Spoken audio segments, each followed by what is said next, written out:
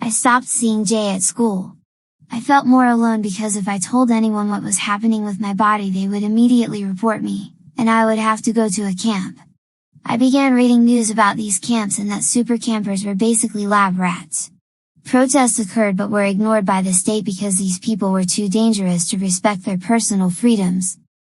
#SoupsMatter trended on Twitter, and attached to these tweets were locations where protests were scheduled to happen. In China, these protests were silenced quickly. The Chinese government shot and killed people in the streets due to their insolence. This led an underground terror organization, Soups Unite, to develop from the ashes of these protesters' deaths. Their symbol was a large bald head with black almond eyes. This symbol would cover burned buildings and the Molotov cocktails that were used to burn them. There were rumors that the government took these people who displayed these extraordinary powers and propagandized them to believe that they needed to defend their countries. Videos popped up on YouTube that displayed these individuals killing droves of soldiers and protecting the US.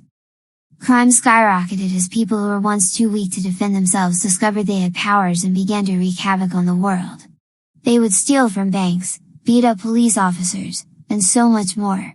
Our world was tearing apart due to these metahumans and extraterrestrials. I felt anxious, but I wanted to make a difference. At 2 in the morning, I left my apartment and headed over to an empty parking lot. I put on a mask and black sweats to camouflage myself. I wanted to test out my powers. I knew that I could mess with electricity, but what else? I did what any potential 21st century superhero would do. I went on YouTube and typed in how to use your superpowers. I saw numerous videos from people saying that powers are activated through the power of the mind. If you can think of doing something and truly focus on it, then you can do it, unless you don't have powers.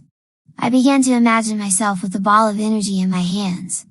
I closed my eyes. I began to imagine this orb of light rotating in my hands, and through my eyelids, I could see blue sparks.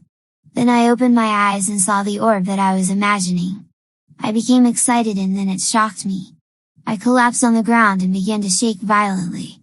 I saw the electricity cover my body, my flesh was tearing open, and then I passed out. I woke up from what felt like an 8-hour nap, and it was only 1 minute later. I was fully recovered,